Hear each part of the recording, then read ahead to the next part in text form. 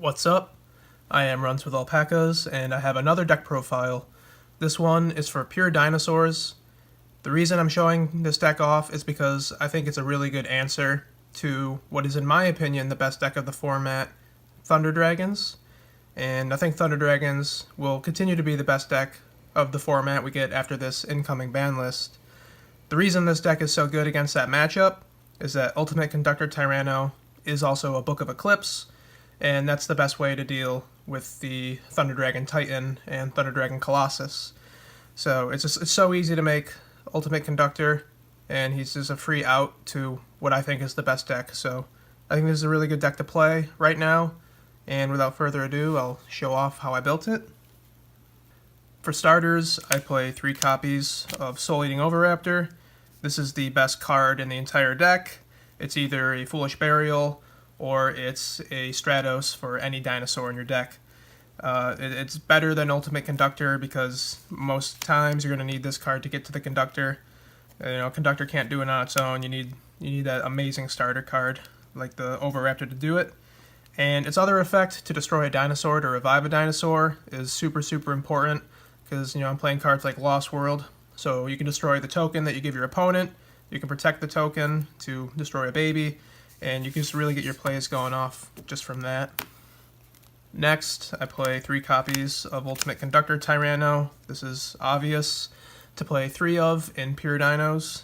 Other variants of dinos, you can get away with playing 1 or 2 copies of this, but in pure dinos, this is your only win condition, so you gotta max out on this card. Hard drawing this is awesome. Having multiples of this card is awesome, because once you drop the first one and your opponent deals with it, you just summon the other one. It's so free to make, and a walking Book of Eclipse it's just a stupid card, but I love it so much. Next, I play 2 copies of Baby Cerosaurus. I still like the babies in this deck. Some other more Dino Wrestler heavy variants, I think, are cutting the Baby Cerosaurus, but it's super important to be able to destroy this to get an extra summon from your deck. And I've even considered playing the Petite Pteranodon in this build with the introduction of Pankratops, because the Petite Pteranodon can get the Pankratops directly from the deck, but it's not, in my opinion, the best way to get Pankratops out. So for now, I just stick with the 2 Baby Cerosaurus. They're still very good. Next, I play 1 copy of Overtex Quaddulus. I've never actually summoned this card, but if you do summon this card, it's really strong. Obviously, most of the times you just want to send it to the grave to search for the double evolution pill. There are instances where I wish I had 2 of these cards in my deck, but for now, just having 1 works perfectly fine. Next, I'm playing 1 copy of Giant Rex. I used to play 2 copies of Giant Rex, but I find that 2 of them, I'm always seeing 1 in my hand somehow, and you never want to see this card in your hand. It's unfortunate if you banish this card twice in a turn and you don't have that way to reoccur it, but that's not going to come up a whole lot, and really, you should win the game if you're banishing this twice in 1 turn anyway. So 1 copy of Giant Rex. Next, I play 1 copy of Miscellaneousaurus, and to go with that, I play 1 Jirac-Aiolo. A lot of times I will actually summon like a Baby Cerosaurus off Miscellaneousaurus, so the Aiolo is not the only target, but more often than not, you're going to banish the Miscellaneousaurus on its own to get Jirac-Aiolo out. This is just a free like Trishula or something, so that's the only reason I play that. And I only play 1 Miscellaneousaurus because that's all you're allowed to play. Hopefully that comes back to a higher number someday, but for now, it works out with just 1. Next, I'm playing 2 copies of Dino Wrestler Pankratops and 1 copy of Dino Wrestler Capotera. We all know about Pankratops. It's a free summon if your opponent controls a monster, and it can pop any card on the field, basically. Capotera, I think, is really cool. You can summon this from the deck with the field spell, and it's a non-destruction removal of a monster on the field. So basically, you target a monster your opponent controls, if they control more monsters than you, and you just send it to the graveyard. So this has a really cool interaction with Lost World, whereas if your opponent only has 1 monster, you can normal summon this, give them a token, and you can banish whatever the problem monster they might have, because the token will ensure that they have more monsters than you. It's really cool. For now, I'm playing it. Hopefully I can find something better in the future, but for now that works. Next, I'm playing 3 Kaijus. Obviously you gotta play the Dogeron because you can search it with the Oviraptor. And these are just the other 2 Kaijus that I happen to have right now, just to summon off of the Interrupted Kaiju Slumber. Obviously if you have the, Gamma Seal, play the Gamma Seal because that's got the lowest attack. But as long as you have 2 that are lower than the Dogeron, it's perfectly fine. You can really play any Kaijus you want. Just make sure Dogeron's the highest attack.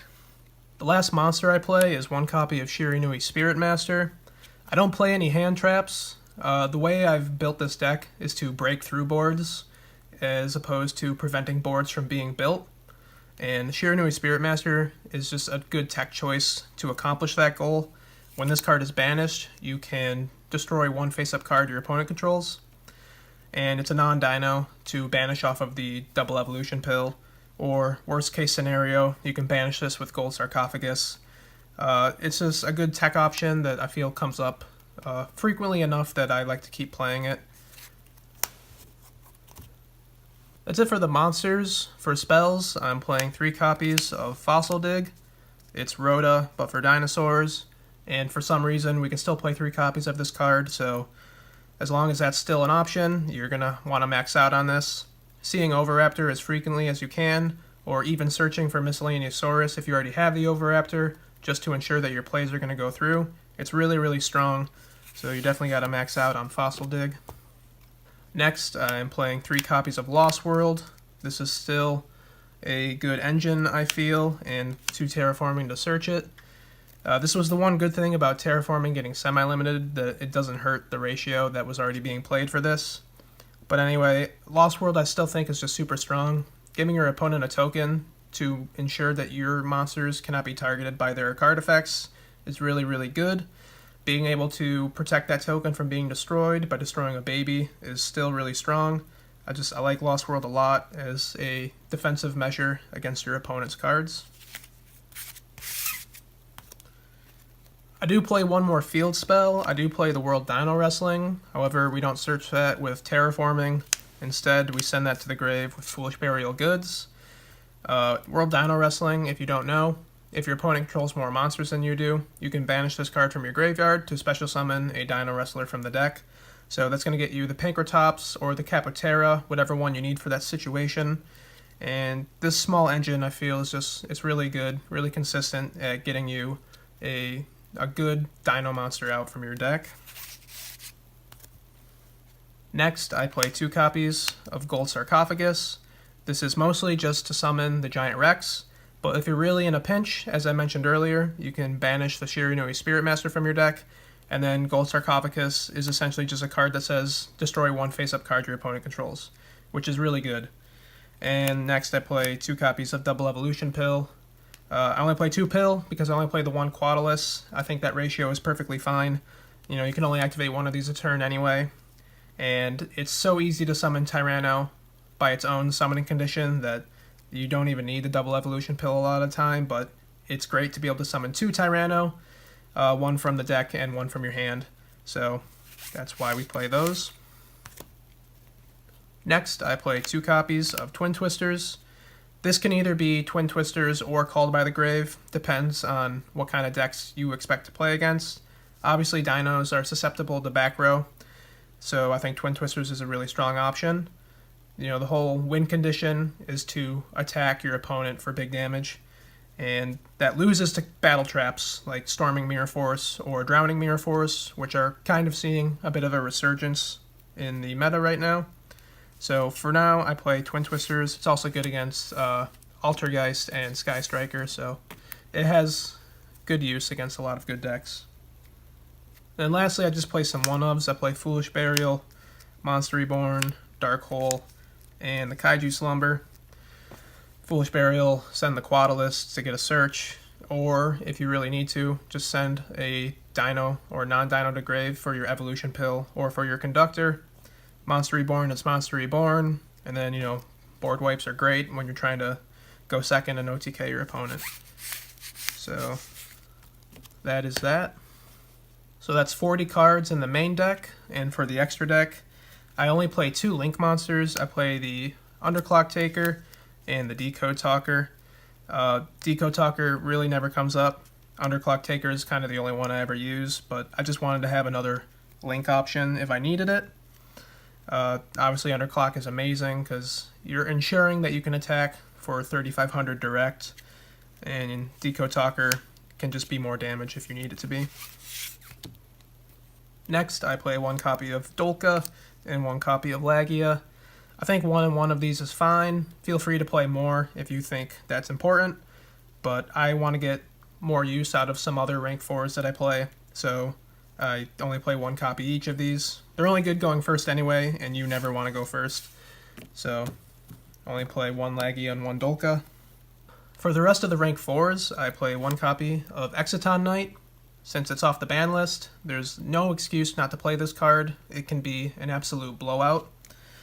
I play one copy of Diamond Direwolf.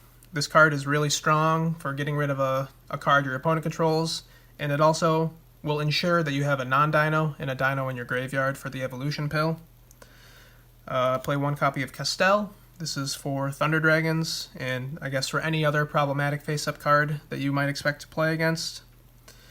One copy of Baguska. I don't like to go into Baguska too often because I feel like it's just begging to get kaiju'd if you play it, and you're just wasting resources for something that your opponent can out pretty easily. One copy of Tornado Dragon. This is for Sky Striker and Altergeist, obviously. One copy of Malevolent Sin. I think this is the MVP rank 4 of my deck. You banish one monster your opponent controls until the end of, or until their next standby phase, and that just clears out a monster that ensures your Tyranno can attack directly for 3500.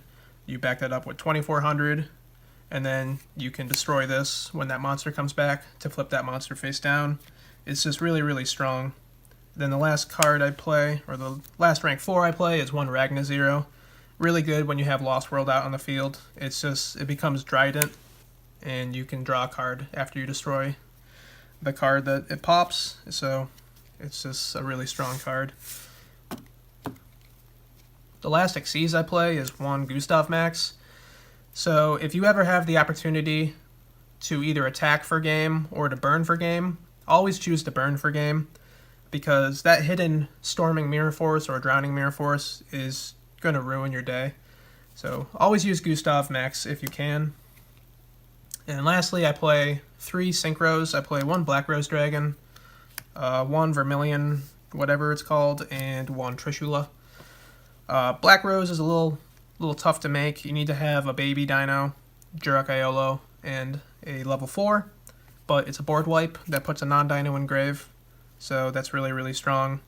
This card serves like the same purpose as Diamond Direwolf. You can destroy a card on your opponent's side of the field, or alternatively, you can destroy itself, which will summon back the banished tuner, which you can use either as a link material or as fodder for Ultimate Conductor. And then Trishula is Trishula. It comes up a lot more often than you would think. Having 2 level 4s and a Jurok Iolo is really not hard to do, and banishing 3 cards from your opponent's side of the field and hand is awesome. So that is all the extra deck I play. So that is the entire deck profile. I do hope you enjoyed it. I hope some of my choices make sense to you. This deck is definitely a little bit obscure, with me not playing any hand traps. Feel free to play the hand traps if you have them. I side the ones I do have, because I think this deck is really good at breaking through boards, and you don't need to worry about preventing a lot of boards from being set up, because Tyranno can deal with almost anything. You know, just don't get FTK'd, and you should have a good time. So that's all I got, and see you later.